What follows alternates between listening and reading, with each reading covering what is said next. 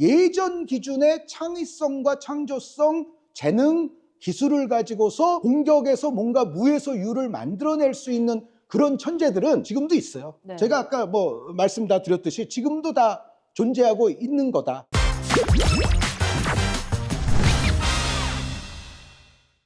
박사님! 없어졌어요! 뭐가 없어요? 없어졌어요!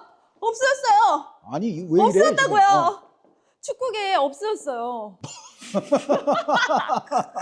축구계에서 없어진 게 있어요. 뭐 없어지는 게 많죠, 뭐 축구계. 막 팀을 이끌고 2초 앞서서 보고 막 그런 천재형 선수가 없어졌어요. 2초 앞서서 상황을 딱 보고 네. 스루 패스로 상대를 괴멸시키는 네. 뭐 그런 유형의 천재를 말씀하시는 거죠? 맞아요. 없어졌어요. 정말 없어졌어요? 없어지지 않았나요? 좀 뭔가 그런 거 있잖아요. 항상 제가 네. 들었던 얘기가 있어요. 장지현 박사님과 한준희 박사님이 항상 하시는 말이 옛날에는 막 그런 선수가 있었대요. 주변이 멈춰있고 그만 움직이는 느낌. 막 그런 거 있잖아요. 와호장룡처럼 막 뭔가 네. 바람을 쐬고 다니는 느낌. 이런 게 그래요. 뭐 어떻게 보면은 굉장히 좋은 플레이들이 나왔을 때 그런 느낌이 받기도 하지만 박사님들이 말하는 뭔가 그런 선수를 눈으로 본 거는 없는 것 같다는 그런 느낌이 드는 혹시 그거 시공간이 멈춘 것 같은 네. 그 선수 혼자만 뭔가를 딱 한 것 막 같은 불꽃이 막 이런 거 있잖아요. 그런 것들이 있어요. 예를 들어 그 마라도나가 잉글랜드 선수 6명을 제쳤을 네, 때 네, 네. 저도 시공간이 멈춘 줄 알았어요. 어. 이제 그런 것들이 있는데 근데 그런 것들이 있음에도 불구하고 일부는 진짜 그 옛날 선수들이 좀 느려서 그렇게 보인 거 아닐까요?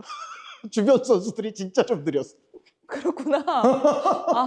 아니 뭔가 다양하게 역발상을 해볼 필요도 있죠. 그러면은 박사님이 생각하실 때는 지금 현대 축구가 굉장히 더 발전이 됐기 때문에 이제는 전체적인 실력이 늘어났기 때문에 그런 선수들이 혼자서만 뭔가 시공간을 막 이게 초월한 것 같은 그런 모습은 나올 수 없다 이렇게 생각하시는 거예요? 아니에요. 그것도 지금, 아니에요? 천재가 없어졌어요 하면서 등장하셨잖아요. 네. 제가 약간 김을 세게 하는 그 말이 그거잖아요. 과연 없어졌을까요? 없어졌을까요? 저는 천재는 옛날에도 있었고 지금도 있다. 리오넬 메시 선수 아직 은퇴 안 했잖아요. 그렇죠. 천재 아닌가요? 천재죠. 역대급 천재잖아요. 예. 천재 있잖아요. 그러니까 메시 선수도 천재고 손흥민도 천재죠.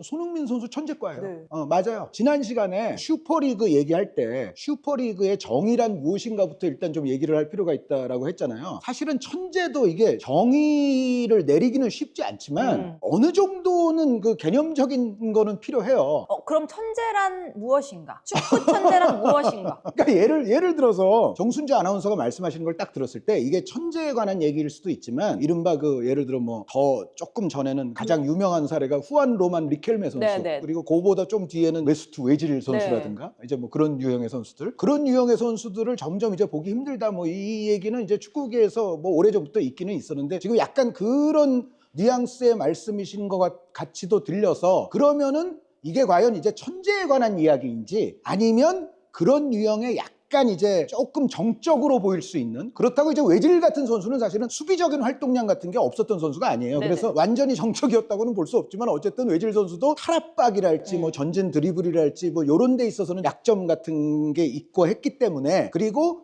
일부 감독들 가운데에서는 외질 선수를 좀 쓰는 거를 약간 꺼리는 감독들도 분명히 있었어요. 이제 그런 것 때문에 리켈메 선수나 어떤 그 대열에서 또 뭐 얘기가 될 수도 있기는 한데 우리가 이른바 얘기하는 그 클래식 약간 고전적인 유형의 10번 플레이메이커에 관한 얘기인지는 조금 세부적으로 구별을 해야 되는데 맞아요. 지금 정순주 아나운서에게 이 대본을 전해준 제작진에 그러니까 근본적으로 지금 문제가 있는 거예요. 제작진이 사라진 뭐 천재 이렇게 써놓으니까 정순주 아나운서가 천재가 사라졌어요 이렇게 아니 그게 아니죠. 등장을 하는데 뭔가 요즘에는 그런 게 있어요. SNS에서 1분짜리 뭐 이런 쇼츠, 뭐 릴스 이런 걸 만들 때도 초반 앞에 훅을 줘야 된다고요. 훅을.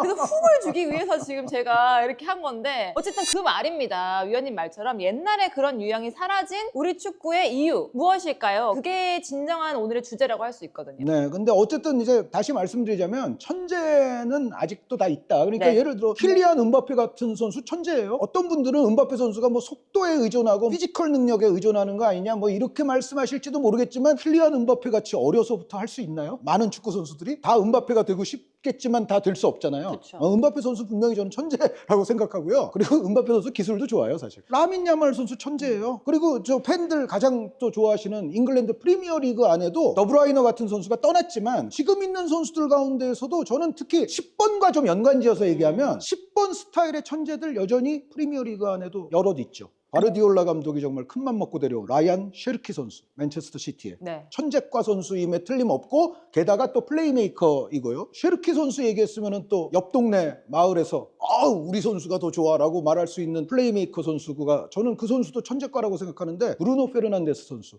뭐 EPL에서 뭐 몇 년에 걸쳐서 정말로 맨유가 뭐 괜찮건 안 괜찮건 정말 본인은 독야청청 공격 포인트를 막 창의적으로 만들어내주고 있는 브루노 페르난데스 선수 저는 천재과 선수라고 생각을 하고요. 처음에는 좀 뭐 애도 많이 먹고 막 놀림도 좀 받고 그랬습니다만 리버풀의 비르츠 선수 지금은 또 리버풀 팬들이 이제 인정을 할 거예요. 비르츠 선수가 있어야 그래도 경기가 제대로 돌아가고 이런 거 인정을 할 텐데 비르츠 선수 여전히 천재과 선수라고 저는 생각하고요. 그리고 또 플레이메이커고 이 선수는 앞선 3명의 선수에 비해서는 먼저 이렇게 이름이 딱 제시되지 않을지 몰라도 이 선수도 사실은 천재형이라고 생각하는데 브루노 기마랑이스 선수 네. 뉴캐슬 유나이티드 저는 이 선수도 천재과라고 생각하고 옛날 같은 스타일의 전술적 구조였으면 우리가 좀 전에 얘기했던 그 10번 위치에서 공격적으로 조금 더 매진할 수 있는 그런 롤을 부여받으면서 뛸 수도 있었던 선수 아닌가. 요즘 축구의 구조에서는 브루노 기마랑이스 같은 선수가 이른바 이제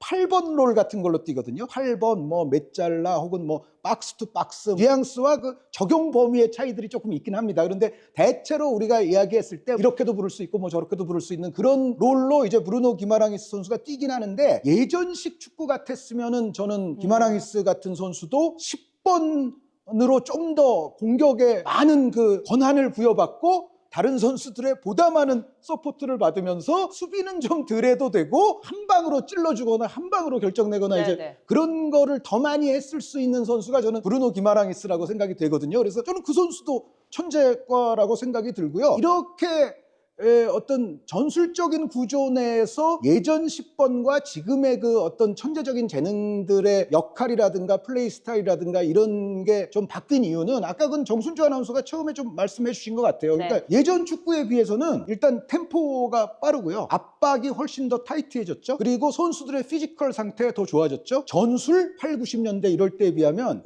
지금은 정말 전술이 굉장히 디테일해지고 가짓수도 더 많아지고 물론 축구라는 종목의 전체적인 큰 틀은 아무리 이게 가짓수가 많아지고 해도 결국은 몇 가지로 또 수렴되는 면도 없지 않아는 있지만 하지만 그 큰 테두리의 수렴 속에서도 정말 세부적인 것들은 21세기에 무지막지하게 발전했어요. 그렇죠. 선수들의 어떤 위치 선정, 상황에 따른 어떤 움직임의 방식 그런 것들이 특히 너무 지금은 발전에 있어서 사실은 이런 여러 가지 것들이 예전처럼 정말 팀의 10명의 선수들이 이 선수 하나를 그냥 지원해주고 받쳐주고 자 우리 팀의 전술 뭐야? 걔한테 볼을 보내는 거야. 걔한테 볼을 보낸 다음엔 뭐지? 걔가 알아서 해줄 거야. 그런 축구가 성립하기에는 요즘은 예전 특히 21세기 한 중반 이후부터는 그 예전 20세기 뭐 이때와는 사뭇 달라요 지금은. 하지만 그럼에도 불구하고 예전 기준의 창의성과 창조성, 재능, 기술을 가지고서 공격에서 뭔가 무에서 유를 만들어낼 수 있는 그런 천재들은 지금도 있어요. 제가 아까 뭐 말씀 다 드렸듯이 지금도 다 존재하고 있는 거다. 옛날에는 그런 천재 한 명의 기량에 굉장히 의지를 했다면 지금은 많은 천재들 사이에서 더 천재가 있기도 하고 뭐 중간 천재가 있기도 한데 그 톱니바퀴가 막 물려가지고 하나의 작품을 만들어내는 그런 느낌이라는 거잖아요. 지금은 그리고 뭔가 한 가지만 잘해서는 되질 않는다. 팀에 마이너스가 된다라고 생각하는 지도자들이 지금은 훨씬 많아진 거죠. 축구 선수가 사실 한 경기에서 볼 갖고 있는 시간은 뭐 한 2분, 3분밖에 안 될 수도 있거든요. 90분 내내 한 경기 안에서. 그러면은 나머지 88분, 87분 동안은 다른 걸 별로 안 해. 그러면 이제는 팀이 마이너스가 나서 오히려 상대팀에게 패할 확률이 높으니까. 그리고 혼자 잘하면 이제 그러죠. 너 왜 틀려고 해? 이렇게 주고 잘 해야지. 이렇게 얘기하는. 그러니까 지도자들이 이제는 그런 한 명에게 의존해서 경기를 펼칠 때 패배 확률이 더 높다고 생각하고 그런 게 이제 발달된 전술적인 이론 하에서 어느 정도 이제 정설이 돼 있기 때문에 지금은 그런 선수의 어떤 그런 행동을 쉽사리 놔두지 않는 거다. 그런 선수도 전술적 구조 안에 너도 들어와야 돼. 너 혼자 우리 팀의 구조 바깥에 혼자서 따로 존재할 수는 없어. 라고 거의 모든 지도자들이 생각을 하는 거예요. 그래서 전술적인 그 아이디어의 결과를 가장 21세기에 대표적으로 보여준 사람이 펩 과르디올라예요. 과르디올라 감독이 뭐 21세기 전술사에서 한 일이 가장 많지만 네. 10번스러운 선수들을 어떻게 활용해야 되는지도 가장 교과서적으로 보여준 인물이 저는 펩 과르디올라라고 생각을 해요. 제가 예를 들어드릴게요. 쉽게. 대표적으로 차비, 이니에스타, 다비드 실바, 케빈 더브라이너는 과르디올라 감독 휘하에서 원래는 다 10번 뛸 수 있는 선수들인데 네네네. 8번적인 위치로 뛰었던 선수들이에요. 과르디올라 감독이 팀의 구조를 만들 때 예전 같으면은 얘가 진짜 리켈메 같은 위치에서 지 혼자 그냥 자유롭게 돌아다니면서 동료들이 이제 좀 희생하고 받쳐주고 얘한테 이제 볼을 보내면 얘가 거기서는 뭔가 매직을 선보이고, 사실은 차비, 이니에스타, 다비드 실바, 케빈 더브라이너 모두 그거 할 수 있는 선수들이에요. 이들이 조금 더 일찍 20년 전에 태어나고 뭐 한 15년 전에 태어나고 그랬으면 사실은 그거 하고 있었을 선수들이라고 생각해요. 다비드 실바나 케빈 더브라이너는 실제로 그런 역할도 했었어요. 그런 역할도 했었는데 맨시티에서 예를 들어 실바와 더브라이너가 이제 동시에 존재하는데 감독이 과르디올라가 됐잖아요. 여기서 과르디올라가 한 작업이 뭐냐? 자, 너희 둘은 이제부터 8번 같은 10번, 10번 같은 8번으로 뛰어야 돼 라고 가르친 거예요.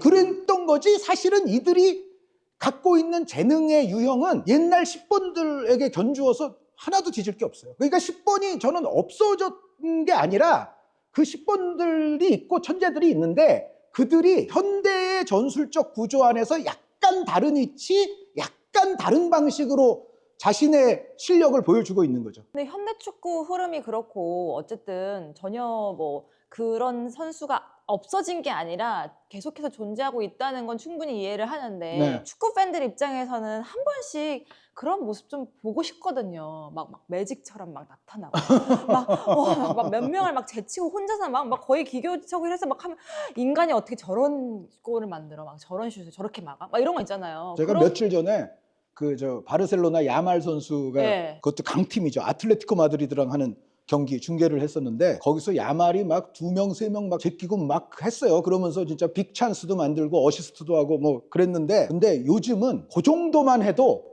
우와 판타스틱한 경기였어 그러는 거죠. 근데 정순주 아나운서가 바라는 거는 그거보다 이제 더 나간 거죠. 그냥 그런 거죠. 그러니까 완전히 옛날 그 마라도나 우리가 메시 네. 막 그럴 때 상상한 것처럼 진짜 뭐 2명, 3명 제끼고 걸리거나 뭐 뺏기거나 그게 맞아요. 아니라 시작을 했으면 끝을 봐야지 하면서 2명, 3명이 아니라 그냥 4명, 5명 제끼고 그냥 꽝 해가지고 그냥 끝내버리는. 그러니까 왜냐하면은 그럴 수 있어요. 요즘 친구들은 그런 모습을 실제로 못 봤기 때문에 이게 당연하다고 느낄 수 있지만 그 위원님 시대, 박사님 시대나 막 그런 나이가 있는 분들 그리고 뭐 저희 나이 또래까지 막 그런 거 있잖아요. 그런 걸 봤어. 한번 봤는데 그게 잊혀지지 않아. 내 마음속에 탁 들어와가지고 그거에 축구를 좋아하는 이유가 됐어.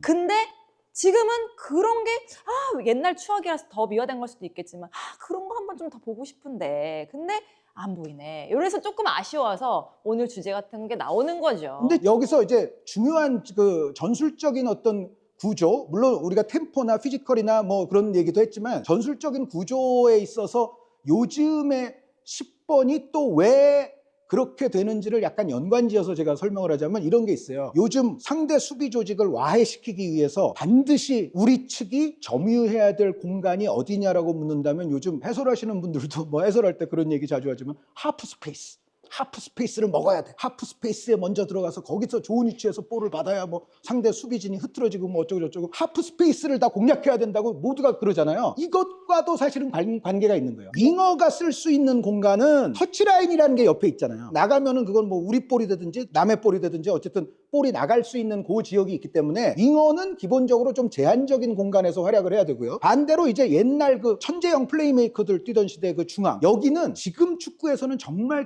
더 타이트해진 공간이에요. 중원은. 그러면 상대적으로 공격하는 측은 어디를 이제 공략을 최우선시해야 될까?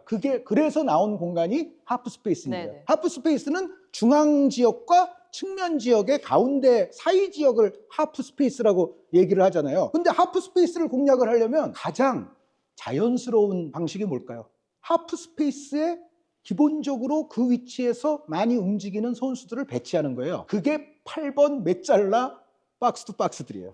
다비드 실바나 케빈 더브라이너를 혹은 이니에스타나 차비 에르난데스를 혹은 레알 마드리드로 얘기를 하자면 토니 크로스나 루카 모드리치를 10번으로도 할 수 있는 선수들이지만 10번 위치보다 오히려 6번 하나를 따로 두고 8번 위치에 갖다 놓는 게 하프 스페이스에서 직접적으로 이 선수들이 활약할 수 있게끔 만드는 아주 편리한 방식이거든요. 네네. 그거를 보편화시키는데 아주 큰 공헌을 한 지도자가 역시 또 펩 가르디올라인 거고, 그래서 하프 스페이스가 중요하다는 말과 왜 옛날에는 10번 했을 만한 선수들이 요즘은 8번으로 많이 뛰었는가가 딱 매치가 되는 설명이라는 거예요. 요 말씀을 저는 전술 관련, 요즘 또 전술에 관심 있으신 분들이 많으셔서 그렇게 한 말씀 드린 거예요. 알겠습니다. 많은 인사이트를 얻는 시간이었던 것 같아요. 어쨌든 여러분들 결론을 내자면 어느 시대나 천재는 있다. 유형과 시대의 흐름에 따라서 달라질 뿐이라고 결론을 내리고 싶네요. 아니 결론을 내리기에는 시간이 좀 많이 남았어요. 예, 이제 그만 끝내려고요. 아니요, 저 이 남은 앞에, 시간 이 앞에 남은 시간이 많이 아깝잖아요.